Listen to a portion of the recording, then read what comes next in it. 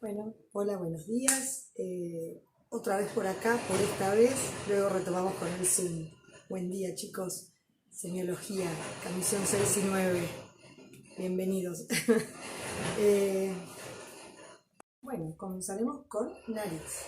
Nariz forma parte del sentido del olfato. También forma parte, o la primera parte de lo que luego veremos que es todo lo que es el sistema respiratorio. Y también contribuye a la fonación, o sea, a la parte de la vocalización. ¿Cómo evaluaremos la nariz? Bueno, la nariz la evaluaremos inicialmente con la inspección, como siempre. Con respecto a esto, vamos a evaluar por un lado lo que es la pirámide nasal y las narinas. Bien, ¿qué podemos evaluar nosotros como médicos clínicos, como médicos generales? Después hay ciertas cuestiones que tendremos que derivar tal vez al especialista. Bueno, podemos observar entonces a la inspección la pirámide nasal. ¿Qué vamos a encontrar en la pirámide nasal? Bueno, en la pirámide nasal podemos encontrar deformaciones, ya sea de causas traumáticas, que van a ser las más frecuentes, o algunas otras causas que están descritas en el libro, como por ejemplo sífilis congénita, que ya se ve poco, está descrita en el libro, en donde te daba una silla de montar, donde se generaba toda una destrucción de los huesos propios de la nariz, una nariz muy prácticamente ausencia de los mismos, pero lo más frecuente que ustedes se van a encontrar cuando empiecen a hacer guardias como practicantes en una guardia, van a ser deformaciones en relación tal vez a traumatismos, jugadores de fútbol, jugando al rugby, ¿sí? O en accidentes de tránsito o accidentes de moto o accidentes de lo que sea. Entonces uno lo que tiene que evaluar es la presencia o ausencia de deformaciones, ¿sí? Con respecto a las deformaciones o para evaluar lo que sería la pirámide nasal, uno debe evaluar, por un lado, de perfil al paciente, en donde se va a observar la presencia de fractura de los huesitos propios de la nariz, y si te quedan dudas también, uno se coloca, póngale que acá está el paciente, por detrás y también observa la simetría o asimetría de la nariz y por delante. Entonces uno observa la nariz desde el lateral, desde atrás del paciente y por delante. Bien, eso por un lado. Si estamos sospechando que hay una fractura de huesos propios de la nariz, es bastante característico que se acompañe de equimosis en el párpado inferior. ¿Se acuerdan? Que los párpados eran tejidos muy laxos que rápidamente acumulan ya sea un hematoma, una extravasación de sangre o de líquido. Entonces, cuando ustedes ven un paciente con el antecedente del traumatismo, de la causa que sea, con equimosis en los párpados, predominantemente en el inferior, pero también puede ir en el superior, y por supuesto el dolor al interrogatorio, uno tiene que sospechar una fractura de los huesos propios de la nariz. Bien, obviamente en nuestros libros de semiología están descritos también deformaciones por sífilis, por tuberculosis. Hay patologías infecciosas como es la leishmaniasis, como es la blastomicosis. Ahí en el libro están bien detalladas, pero bueno, se describen y existen, ¿sí? Pero bueno, en la práctica, uno haciendo una guardia en un consultorio de emergencia, es más probable que lo primero que ustedes, o la primera experiencia es que sea con un paciente con un traumatismo facial con fracturas, por ejemplo, de huesos propios de la nariz. Bien, ¿qué otra cosa podemos encontrar ya saliendo un poquito del traumatismo y las deformaciones que esto dé en lo que estamos en pirámide nasal? Yo por ahí, como para dividirlo para dar la clase, lo separé en pirámide nasal, que es todo lo que serían los huesos propios de la nariz, justamente esto, la pirámide nasal, y las narinas. Bueno, también podemos a la inspección observar alteraciones de la coloración. Podemos encontrar lesiones que son manifestaciones de patologías sistémicas, como por ejemplo el lupus eritematoso sistémico, que se abrevia LES. Bueno, un poquito ya hablamos de todo lo que es las asimetrías, que son las desviaciones laterales, que ya dijimos, mirar desde arriba y desde atrás, y desde el costado también. Fracturas propias de los huesos de la nariz, que esas se ven mejor de perfil, ya lo habíamos dicho, y siempre mirar los párpados, que está el tema de la equimosis, ¿sí? Que es la extravasación de sangre con los ojos ahí en negro, lo habrán visto alguna vez. Bueno, vamos más o menos. Con respecto a las manifestaciones de patologías sistémicas, era un poquito lo que decíamos, lupus. Lupus es una patología, es una enfermedad autoinmune, que la manifestación más frecuente es el lupus, el discoide, es el que tiene manifestaciones en piel predominantemente, aunque existe un lupus eritematoso sistémico que tiene manifestaciones en piel y en órganos como riñones, como todo lo que es la vasculatura, y bueno, es una patología importante que después la van a ver más adelante. Hablábamos de el goma sifilítico, sífilis, ya no existe tanto como patología predominante, pero la podemos tener y pensar. Tuberculosis, luego tenemos blastomicosis, leishmaniasis, que bueno, ahí hay que hacer un gran interrogatorio con respecto de dónde viene el paciente, la epidemiología, ¿se acuerdan? Al interrogatorio. Es más frecuente por ahí en zonas cálidas o en el norte. Bueno, otro punto a tener en cuenta, como para ya ir terminando, es el tema del sentido del olfato, que es otro elemento que podemos evaluar como médicos generales, como médicos clínicos. Así, podemos observar un paciente que tiene respiración bucal. En general se da mucho en los niños, los respiradores bucales. También podemos observar si esa obstrucción nasal es bilateral o es unilateral, si es fluctuante, ¿sí? O por el contrario, si es de larga data, si es crónica. Entonces, no sé si se lee ahí, pero bueno, si es bilateral, en general uno tiene que pensar en rinitis, rinosinusitis, en pólipos. Son patologías muy ya del especialista por ahí para derivar al otorrino. Pero si es fluctuante, a veces uno le interroga al paciente y un día un rato de acá, un rato del otro lado.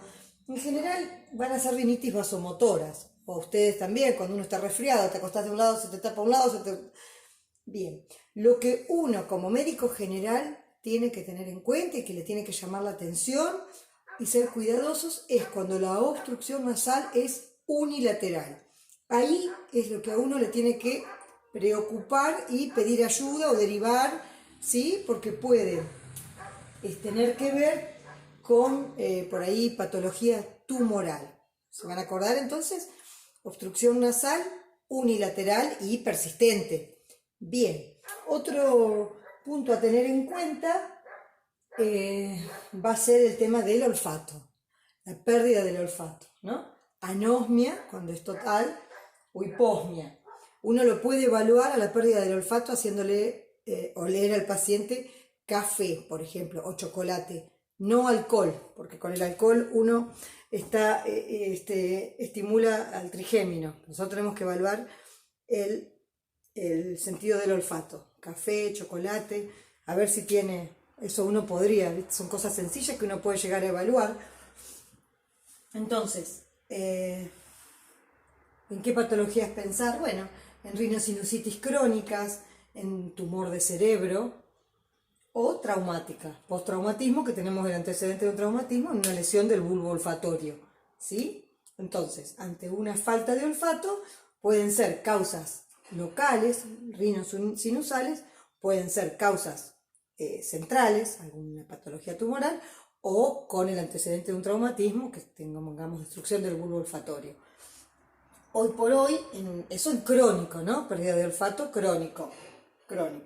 Y en agudo tenemos los resfríos comunes. Todos hemos estado alguna vez con la nariz tapada y con pérdida del olfato, con anosmia, hiposmia, y también tenés alteración de la sensibilidad del gusto. Y hoy por hoy habrán escuchado ya el tema del COVID-19, ¿no? Que una de las manifestaciones tempranas es la pérdida de olfato y la pérdida del gusto. Bien. ¿Listo más o menos? Vamos terminando con el tema de nariz. Bueno, con respecto por ahí, volviendo un poquito a, no sé, creo que no dije mucho del tema de las alteraciones del color. En las alas de la nariz, en la nariz propiamente dicho, uno también puede evaluar la presencia de palidez cutánea, que recuerdan que iba a ser frecuente en pacientes con una baja concentración de hemoglobina, es decir, pacientes con anemia. También podemos encontrar cianosis, sobre todo perioroficial y en la puntita de la nariz. Recuerden, cianosis es un aumento de la hemoglobina carboxilada, que lo vamos a estar viendo en pacientes hipóxicos, a alta concentración del dióxido de carbono. No solamente va a estar en nariz, probablemente va a estar periorificial, va a estar en las orejas. Es un paciente que está cianótico. Bueno, también podemos encontrar alteraciones en la coloración de la nariz en pacientes que están expuestos por largas horas por su trabajo al calor. Bueno, ¿qué más? Telangiectasias. ¿Recuerdan cuando vimos la parte de la parte vascular? Las telangiectasias, que eran como viboritas, que tienen que ver con vasodilatación arteriolar. Existe una patología que se llama Rendu-Osler, que justamente tiene telangiectasias que se manifiestan por ahí en nariz y alrededor de la boca, ¿sí? Como ovillos vasculares. Un montón de cosas podemos encontrar. Luego tenemos el tema de las narinas, ¿no? Los agujeritos de la nariz, que podemos observar a la inspección. Bueno, asimetrías. Uno, para evaluar la nariz, lo que le hace al paciente es un poquito ahí para arriba y observa la entrada de las narinas, que también podemos encontrar. Tenemos pelos que nos previenen de la inhalación de gérmenes, de insectos. Bueno, todos están ahí. Podemos tener patología relacionada con eso. ¿Quién no ha tenido alguna vez un pelito de esos, como le decimos entre comillas, encarnado, un forúnculo? Es decir, toda la patología propia de lo que sería la parte pilosa. Asimetrías. Uno ya puede a la inspección observar asimetría de las narinas y podemos llegar a observar asimetrías del tabique nasal. Tal vez esto ya es más estirpe del otorrinolaringólogo, pero nosotros a la inspección podemos observar asimetrías de las narinas como también del tabique. Y podemos observar ya por ahí más con la rinoscopía, es decir, con la observación con un conito, podemos observar perforaciones del tabique. Hay patologías sistémicas que generan perforaciones del tabique, como es el goma sifilítico, como es la tuberculosis, la leishmaniasis, también tumores. Hay tumores que son raros, pero existen. Yo me acuerdo cuando hacía la residencia de clínica médica, hice un póster, me acuerdo, o una presentación de un granuloma de la línea media, que había que hacer el diagnóstico diferencial con leishmaniasis. Era toda una destrucción que iba afectando los huesos propios de la nariz, el tabique. La recuerdo porque, bueno, fue un señor que venía justamente, no me acuerdo si de Jujuy o bien del norte nuestro, argentino, y tenía esta patología. Terminó siendo un granuloma de la línea media, que es una enfermedad, está ahí emparentado con los linfomas, un tumor. Pero la realidad, más allá de estas patologías que yo les cuento, sífilis, tuberculosis, leishmaniasis, blastomicosis, el lupus puede generar perforación de tabique. La realidad, la triste realidad en nuestro medio y en la actualidad, la primera causa de perforación de tabique es la inhalación de cocaína, y más en nuestro medio, que la alivian, no es alivian el término, la rebajan con vidrio. Igualmente en nuestro libro, tanto el de nuestra cátedra como los otros, obviamente ustedes tienen que grabarse las enfermedades sistémicas que generan perforación de tabique, ¿sí? Es decir, todas estas que estamos nombrando y que están ahí en el libro, que es cuestión de... Pero en la práctica, hoy por hoy, la primera causa, lamentablemente, es la inhalación de cocaína, que genera perforación de tabique. Bien, sigamos. Bueno, otra manifestación es la epistaxis. La epistaxis justamente es el sangrado de la nariz. Más allá del sangrado, el libro dice sangrado por las fosas nasales. Eso tal vez te genera como que es un sangrado que puede venir, no sé, de otro lado.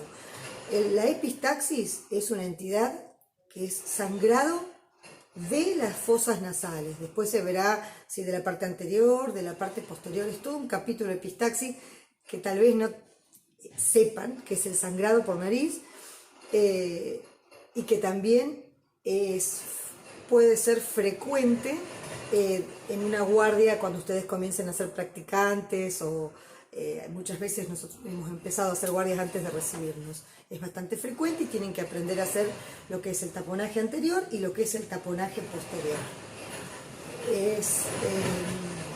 Puede verse en patologías propias de la nariz, ya sea por fragilidad capilar, traumatismos, y también en patologías muy frecuentes que sí nos incumben a nosotros como clínicos, que es por ejemplo la hipertensión arterial. Bien.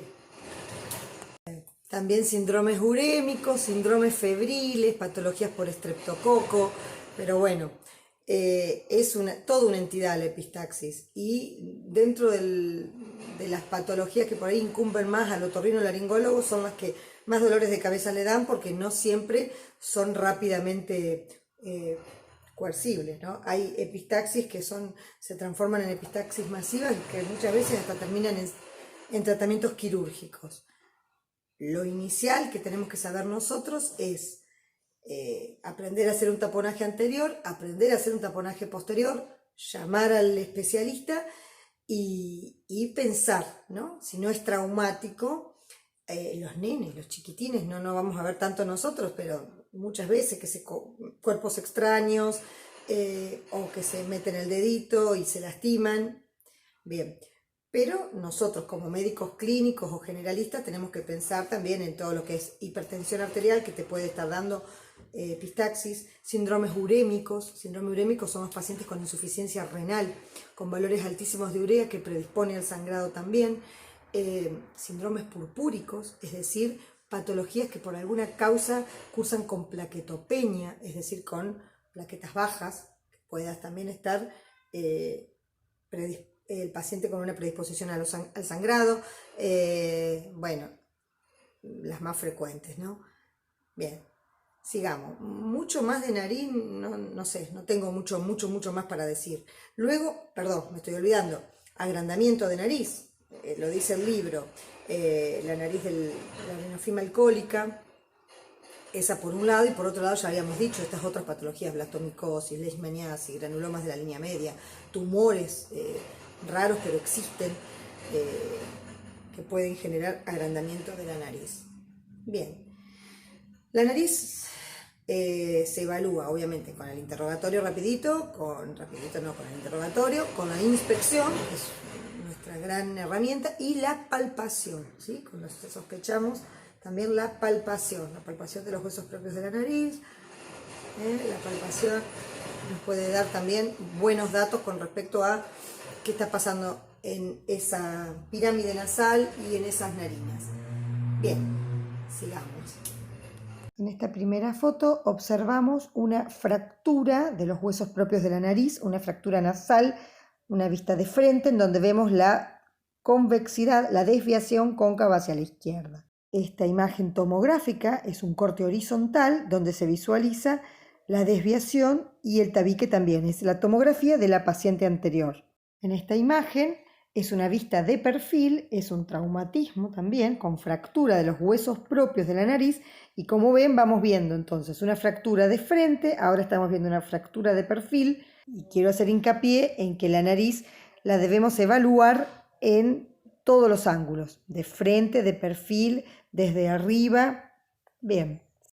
Bueno, y esta es una radiografía de la paciente anterior de perfil en donde vemos la fractura de los huesos propios de la nariz. En esta otra foto vemos otra fractura de los huesos propios de la nariz vista desde arriba, y ven nuevamente el eje desviado, el eje de la nariz desviado, con el hematoma bipalpebral que habíamos hablado hoy. En esta evaluamos a la nariz desde abajo. Inspeccionamos las narinas, ¿se acuerdan? Elevando la puntita de la nariz, y lo que vamos a estar observando es el tabique desviado. Repito, es importante evaluar a la nariz desde los diferentes ángulos. Continuamos con la otra parte, que es oído. Oído, para su estudio, lo podemos dividir en externo, medio e interno. Vamos a evaluar con nuestras herramientas semiológicas a la inspección el pabellón auricular, la oreja. Ustedes tendrán en presente cómo es la estructura habitual y normal de la oreja, ¿no? Con el hélix, el antehélix, el trago y el pabellón auricular.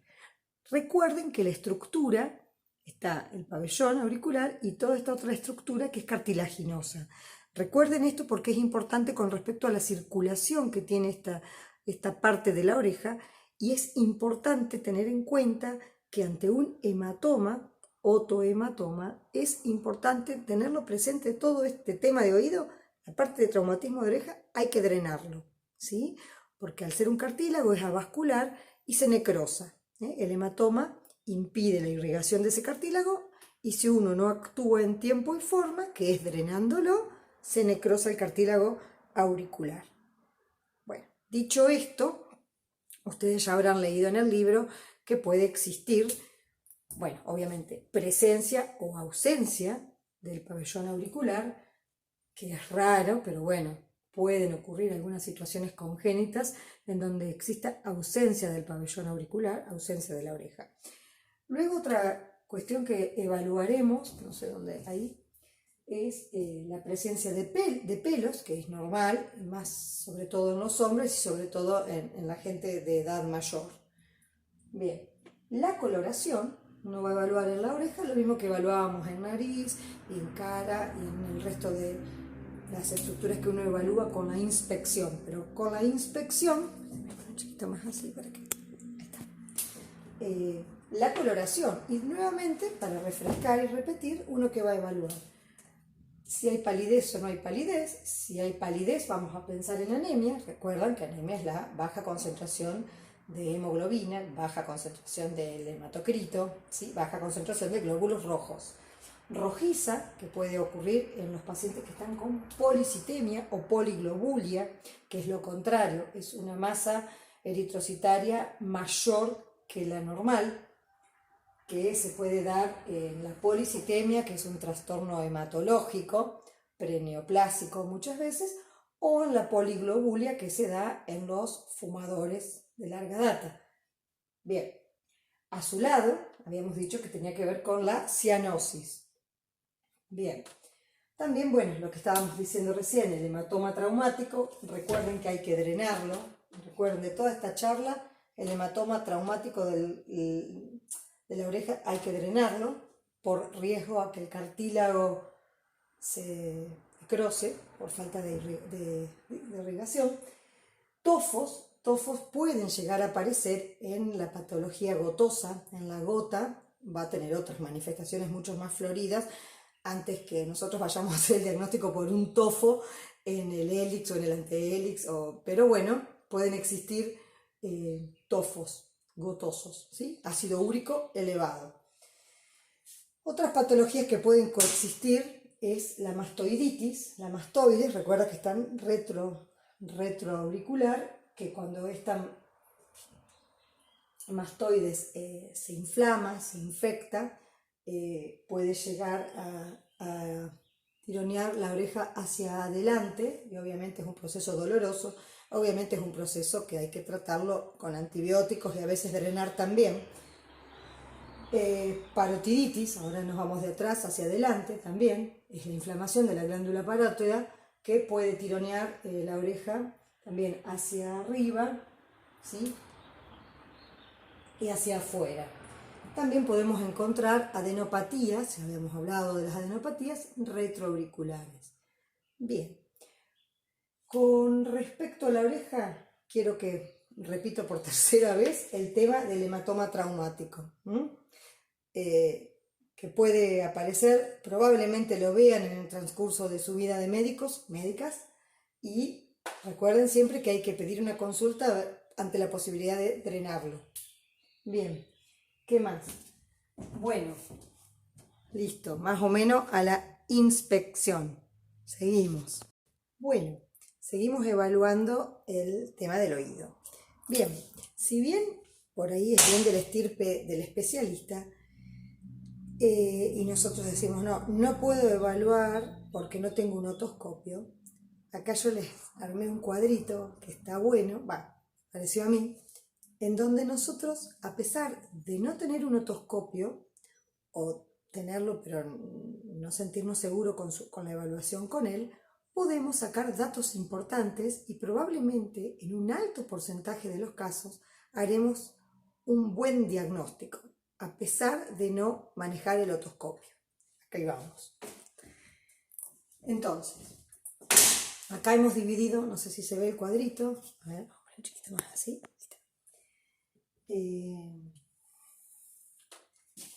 Otitis externa, otitis media y otalgia, ¿sí? Entonces, otitis externa, otitis media y otalgia. Otalgia es el dolor de oído, pero referido, no por una causa propia ni del oído externo, ni del oído medio, ni del interno. Es un dolor referido, ¿sí? Bien, con la otoscopía, que probablemente no siempre la tengamos nosotros a nuestra disposición, ante una otitis externa, lo que veremos será edema del conducto auditivo externo. En una otitis media observaremos el tímpano inflamado, abombado, ¿sí? Bien. Y una otalgia refleja o referida, obviamente la evaluación con el otoscopio será normal, sin particularidades, SP, ¿sí? Bien, esta parte es la única que nosotros, al no ser especialistas, probablemente no tengamos un otoscopio a nuestra disposición. Todo el resto podemos evaluar nosotros como médicos generales, como médicos clínicos. Paso a seguir.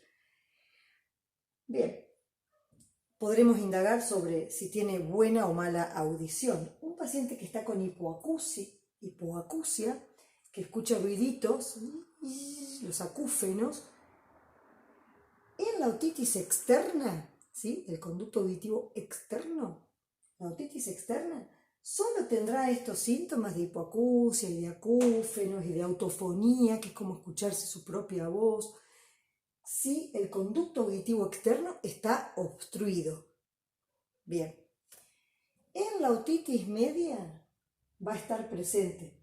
En la otitis media está presente la hipoacusia, ¿sí? Justamente el oído medio está ocupado. Después veremos si es infeccioso o inflamatorio.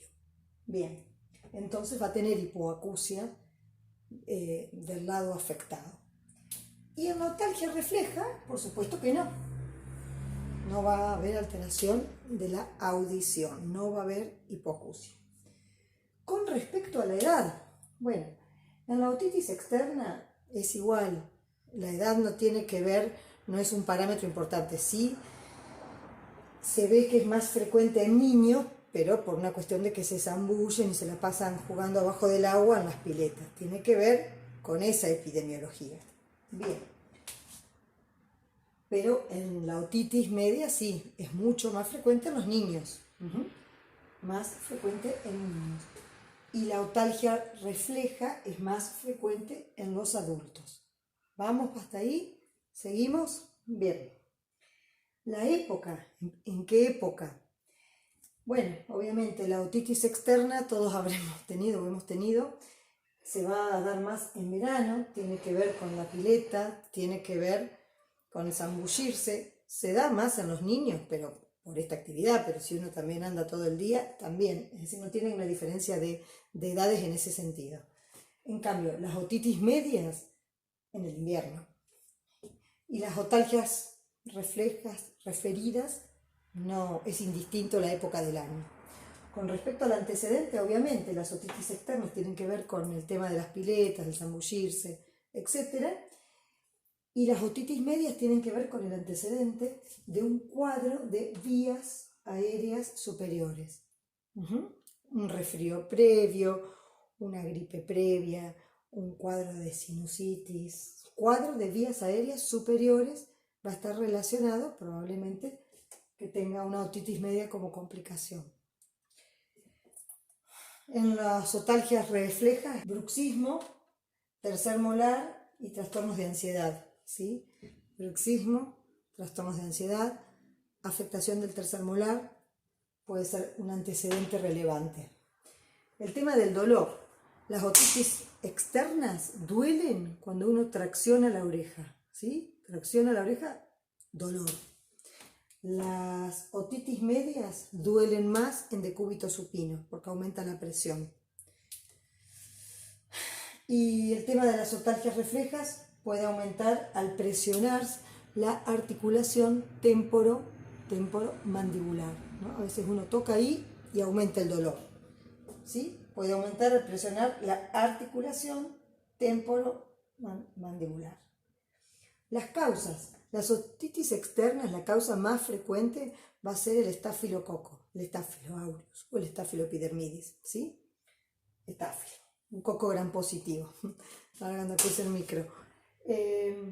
Las otitis medias, a la cabeza, neumococo, el neumococo o el streptococo pneumoniae, es el mismo, el Haemophilus influenzae, las moraxelas catarrales, ¿sí? Son también todos los gérmenes que afectan justamente cuadros de vías aéreas superiores.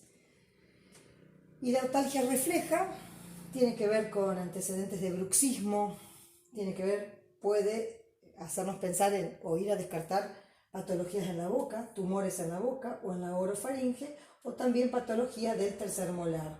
También a veces cuando uno descarta todo esto, tiene que ver también con trastornos de ansiedad, ¿sí? Bien. Bueno, entonces, con este cuadrito que está re lindo, uno con la clínica puede llegar a un diagnóstico certero en más del 90% de los casos, aunque no tengamos el otoscopio del otorrino. ¿Estamos? Bien, ¿no? Bueno, sigamos. Bueno, en esta primera foto vemos una oreja con características habituales, ¿sí? El hélix, el antehélix, el trago, el lóbulo de la oreja, una oreja perfecta, porque es la mía. En cambio acá, como ustedes verán, esto es un otohematoma, es un traumatismo de oreja y es lo que hablábamos hoy.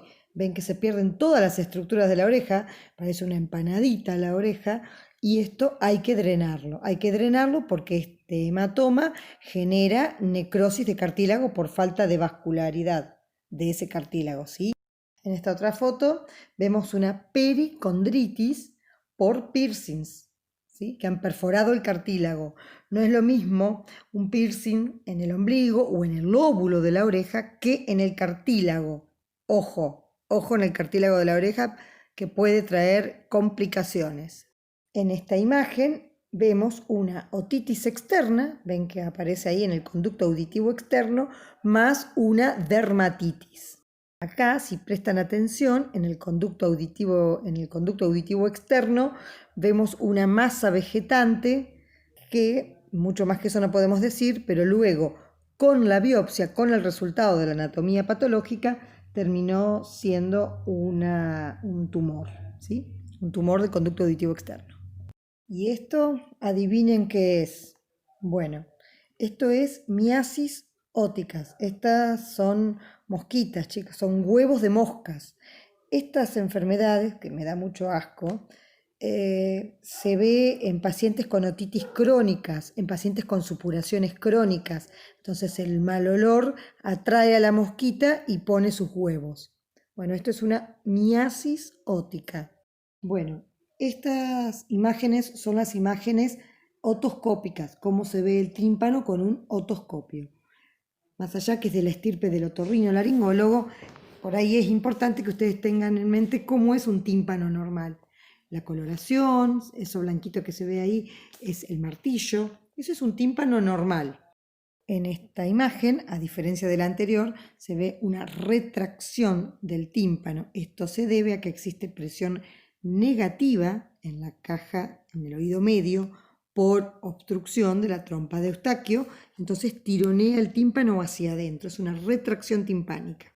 En esta se observa líquido, un derrame timpánico en el oído medio, hay líquido en el oído medio. Y esto, que vemos un tímpano rojo, si uno ve es todo rojo, es una otitis media, se ve el tímpano inflamado. Continuamos con la boca. La boca sabemos perfectamente que tiene la función de la masticación y la función de la salivación, como las más importantes. Para su estudio lo vamos a dividir en el vestíbulo de la boca, en la cavidad bucal propiamente dicho y en la orofaringe.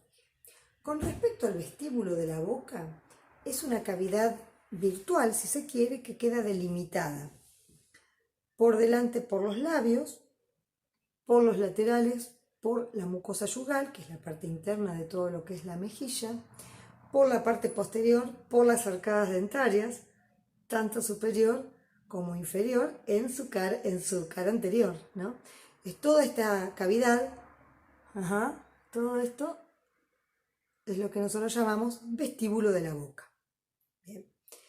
Luego tenemos la cavidad bucal propiamente dicha, que va a estar limitada también por las arcadas dentarias en anterior, pero en su cara posterior, ¿no?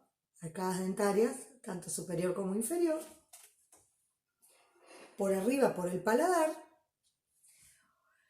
por debajo por el suelo de la boca y por detrás por el istmo de las fauces. Y por atrás tenemos la orofaringe, que justamente está por detrás del istmo de las fauces. Bien, con respecto al vestíbulo bucal, ¿qué vamos a evaluar nosotros como médicos generales, como médicos clínicos? Los labios. Podemos encontrar malformaciones congénitas, de las cuales la más frecuente y que se da más en los niños de sexo masculino es el labio leporino, que en general no solamente afecta el labio, sino también el paladar, pero tiene resolución quirúrgica temprana y los chiquititos andan muy bien. También tenemos que evaluar en un adulto el volumen de los labios. Un aumento en el volumen de los labios, más allá del Botox, puede estar haciéndonos pensar en presencia de patologías endocrinas, como por ejemplo la acromegalia, ¿sí? Por un tumor hipofisario. Bien, otra manifestación de labios aumentados de tamaño puede estar dado en un hipotiroidismo, por supuesto no diagnosticado, en donde tenemos acumulación, ¿se acuerdan? Del mixedema. Bien. Bien, otra cuestión que vamos a evaluar, además del tamaño de los labios, es la coloración. Nuevamente acá también vamos a evaluar la palidez, porque los labios, el color de los labios tiene que ver con la capilaridad, con la cantidad de capilares y obviamente nuevamente con todo lo que es la hemoglobina y con todo lo que es la concentración de glóbulos rojos. Entonces un labio muy pálido nos tiene que hacer pensar en una anemia. Un labio cianótico, obviamente vamos a estar pensando en cianosis, y si estamos pensando en cianosis estamos pensando en carboxihemoglobina, en hipoxemias severas en donde predomina el aumento del dióxido de carbono, ¿no? Cianosis, peris orificiales. También los podemos ver con aumento de coloración, como ocurre en las poliglobulias, que ya dijimos que era una patología paraneoplásica con aumento de la concentración de glóbulos rojos, o más frecuentemente, esas eran las poliglobulias primarias o policitemia vera, y después tenemos más frecuentemente en pacientes fumadores crónicos de larga data, que también tienen aumento de la masa eritrocitaria, intentando compensar el mal funcionamiento pulmonar, ¿no? Secundario al tabaco. Bien, sigamos. ¿Qué otra cosa vamos a evaluar en los labios? El estado de hidratación. Muchas veces cuando nosotros evaluamos a un paciente, y ya van a ir viendo en el transcurso de la carrera, normohidratado o deshidratado, uno de los parámetros que evaluamos son los labios, en donde se ve la humedad cuando están normohidratados o secos resquebrajados en las deshidrataciones graves y crónicas. Bien, ¿qué otra cosa podemos encontrar en los labios? Tumores benignos y tumores malignos también. Los benignos en general van a ser los hemangiomas y también podemos encontrar tumores malignos, el vaso celular, el espino celular, ¿sí? Bien. Keilitis. Keilitis es una inflamación de los labios, un resquebrajamiento de los labios que se va a dar en situaciones de avitaminosis, de desnutriciones severas. También se puede dar en algunos contextos infecciosos e inflamatorios, están, obviamente que ustedes si leen en el libro están todas bien detalladitas. Yo ahora después les quiero mostrar un par de fotos. Y bueno, ulceraciones. Ulceraciones en general pueden ser infecciosas, ¿sí? Tenemos que pensar en sífilis, herpética, citomégalo, que pueden ser infecciones agudas, a su vez, o infecciones crónicas, y también no nos tenemos que olvidar de ulceraciones labiales, no descartar la patología tumoral. El diagnóstico diferencial lo tenemos que pensar y en definitiva lo vamos a tener con la muestra que nosotros tomaremos, tanto para la parte bacteriológica y para la parte de anatomía patológica, ¿sí? Bien, sigamos. Terminamos un poquito con los labios, vamos a las encías, ¿no?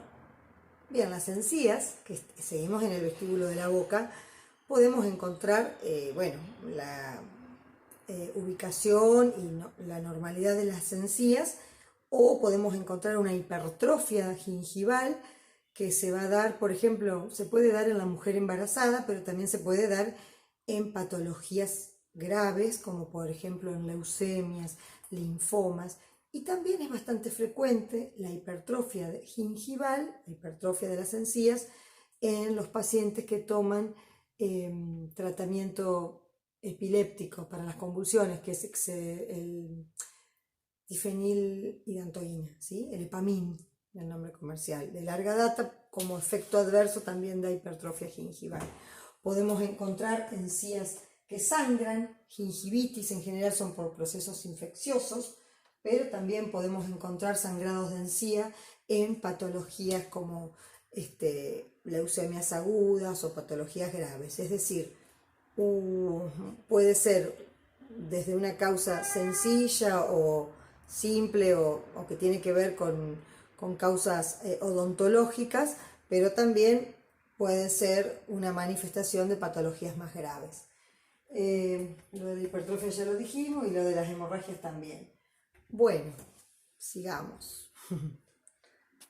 Nuevamente, en esta parte de lo que vamos estudiando, el tema del interrogatorio es muy importante porque por supuesto que no será lo mismo una ulceración labial que sea traumática, un traumatismo del labio que esté lastimado por un antecedente tal día, un traumatismo banal, a un proceso infeccioso agudo, como puede ser una lesión herpética, por herpes simple o citomégalo, o la cronicidad. Uno tiene que ir siempre haciendo diagnósticos o pensando en las diferentes causas, que pueden ser desde causas sencillas, simples, que no ponen en riesgo la vida del paciente, hasta lesiones infecciosas graves, como podría ser una sífilis, que en estadio de lesiones en boca y en labios es altamente contagiosa, o patología herpética, patología viral en este caso, que también es muy contagiosa, o si tenemos una lesión en un labio que no logra curarse, que no se restituye, uno tiene que pensar también en la patología tumoral y actuar en consecuencia. Siempre el diagnóstico lo vamos a terminar, lo podemos sospechar, pero recuerden desde ya, ahora que ustedes también están cursando anatomía patológica, que el diagnóstico definitivo lo da la biopsia, ¿sí? Bueno, yo tengo algunas fotitos de lesiones, varias fotos que me han prestado de pacientes reales, vistos acá en el consultorio, y ahora se las voy agregando, ¿sí? Bueno, sigamos. Bueno, con respecto a la cavidad bucal propiamente dicha, evaluaremos obviamente la abertura bucal,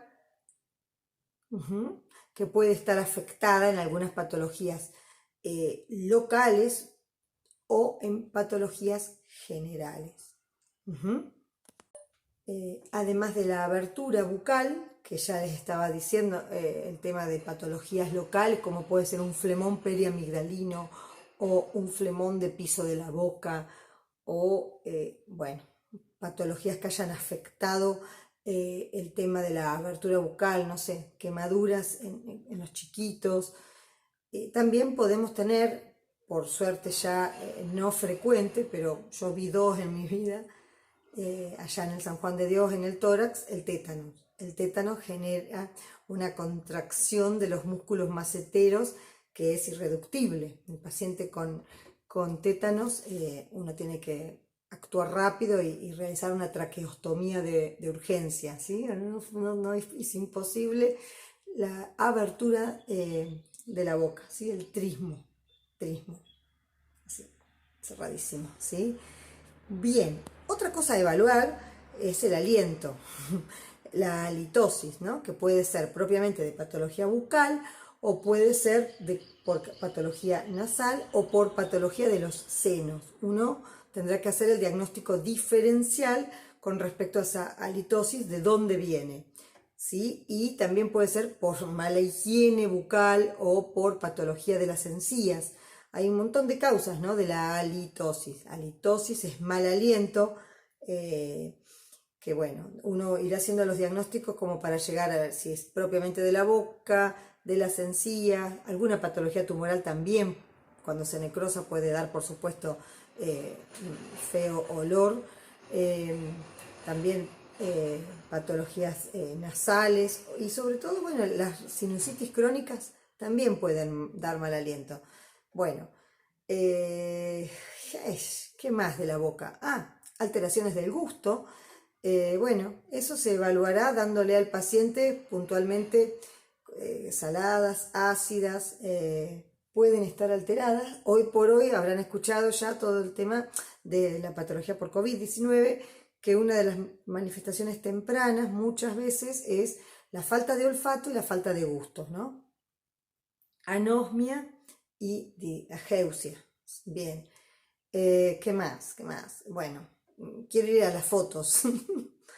Otro poquito que me faltó, ahí me fijé.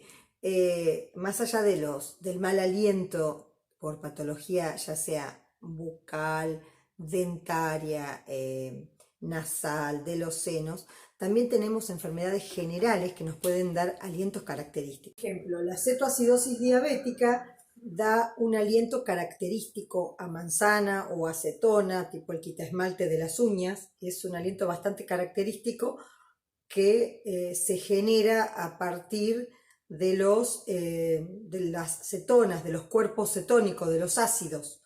Es decir, la fisiopatología rapidita de la cetoacidosis diabética, falta de insulina. La falta de insulina genera hiperglucemia, glucemias altas en sangre, genera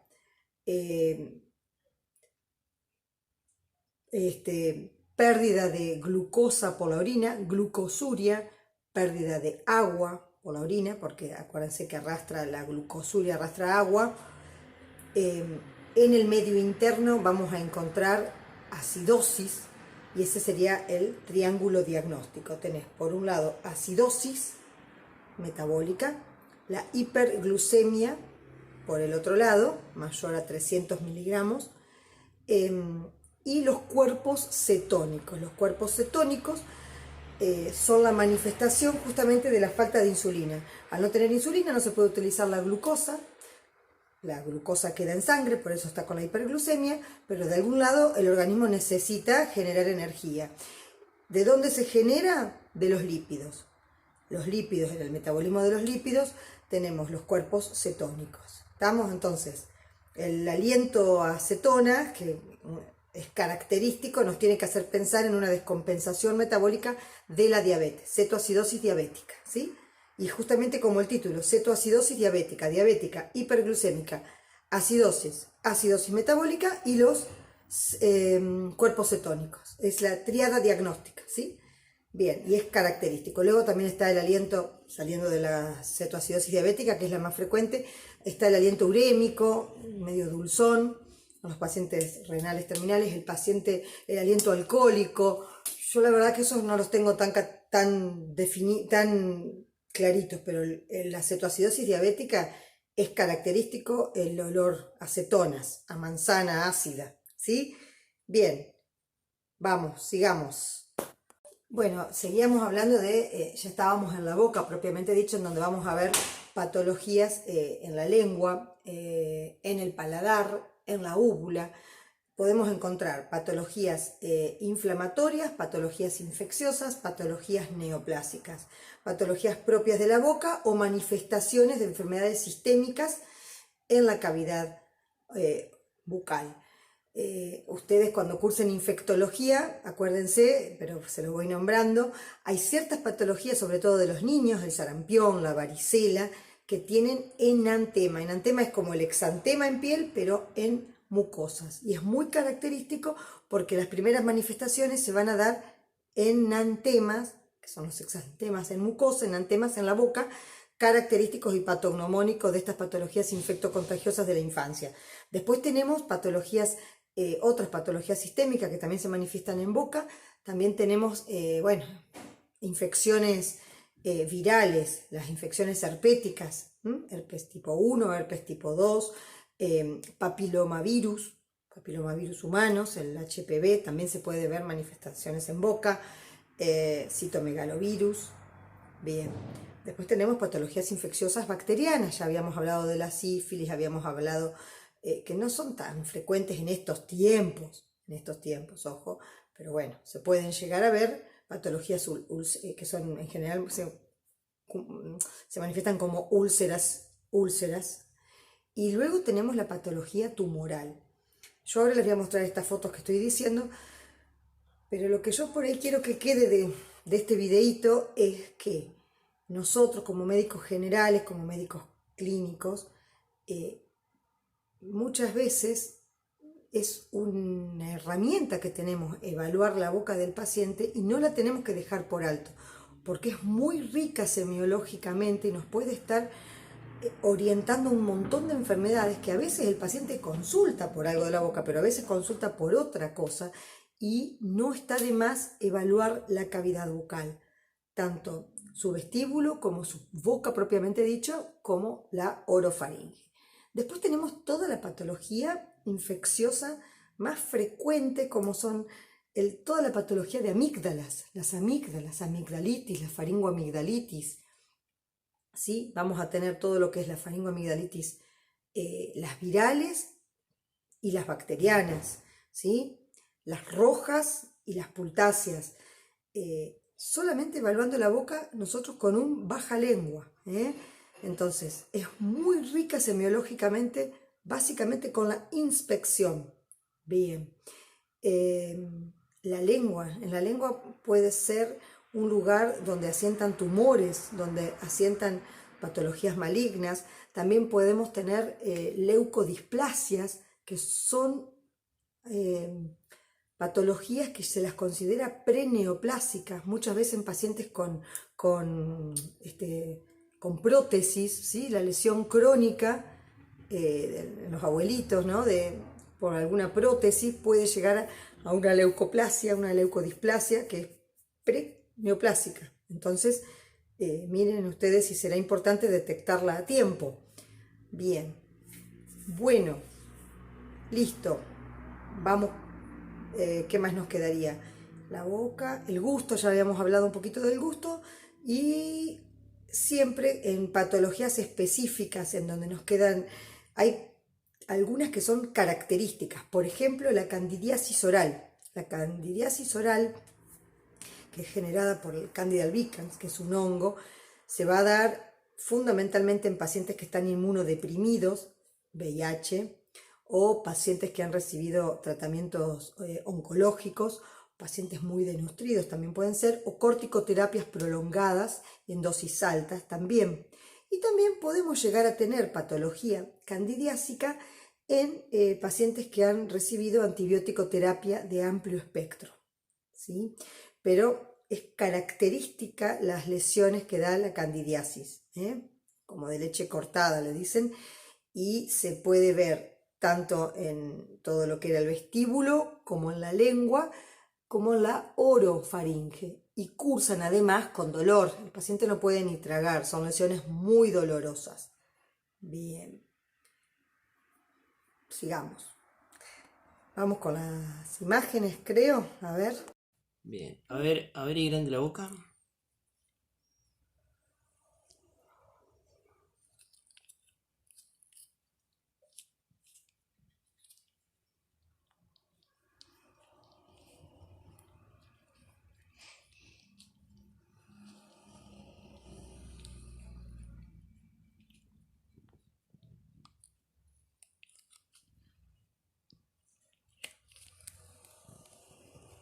A ver, tocate el paladar con la lengua. Y baja un poquito la cabeza.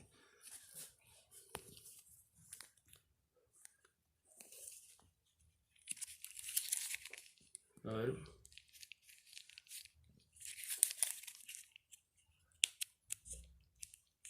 Baja un poquitito la lengua más para allá la lengua. Ahí. Tocate con el paladar, eso. Pero más arriba de ahí.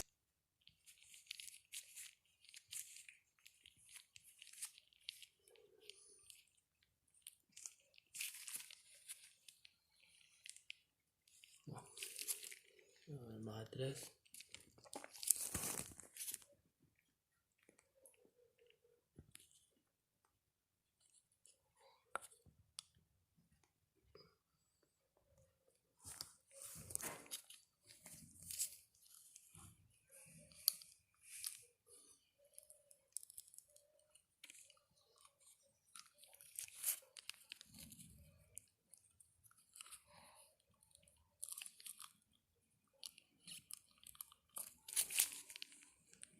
Poner que se vean las dos manos mías.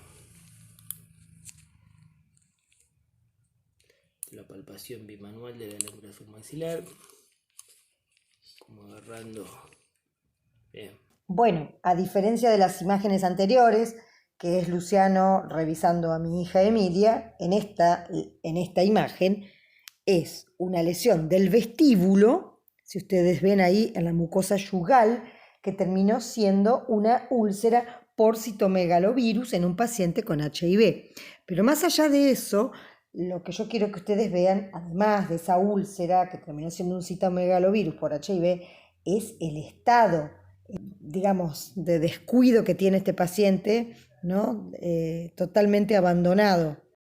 Bueno, en esta imagen vemos una lesión ulcerada.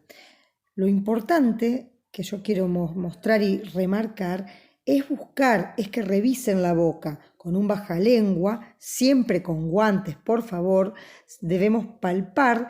Si por ejemplo, este paciente tenía una prótesis, entonces cuando se retiró la prótesis quedó en evidencia esta lesión ulcerada que terminó siendo un carcinoma, es decir, una patología maligna. En esta otra imagen vemos otro carcinoma que también estaba por debajo de la prótesis. Era un señor mayor que tenía, ¿vieron esas prótesis en el paladar? Cuando se saca la prótesis nos encontramos con esto. Esto también terminó siendo un carcinoma verrucoso. En esta otra imagen que les muestro son lesiones por cándida. Es una lesión candidiásica. Era un señor que había recibido radioterapia, pero también yo quería que vean cómo está el labio de deshidratado, cómo está toda la piel seca. Es decir, este paciente tiene toda una estomatitis. En esta imagen es una lesión vegetante de la lengua que resultó ser un papiloma. En esta imagen es una lesión ulcerada de la lengua, crónica, una úlcera que no curaba, terminó siendo también un carcinoma, patología maligna. En este caso es una lengua despapilada, ven que faltan todas las papilas, es una lengua roja y vemos lesiones blanquecinas que es una candidiasis. En esta imagen es una lesión en la base de la lengua Ven que está en la B lingual, ya está en orofaringe y es un carcinoma, patología maligna. Y por último, encontramos en esta imagen, esto es el bajalengua, lo plateado, en el paladar se ven unas lesiones rojitas que son unas petequias, eso es un enantema, son lesiones, habíamos dicho, ¿no?, de múltiples causas. Lo que quiero decir para finalizar con esto, y ya basta con esto, es que es importante revisar la boca. Y nos va a dar muchísimos datos semiológicos que nos pueden servir para acercarnos a algún diagnóstico y ayudar a nuestro paciente.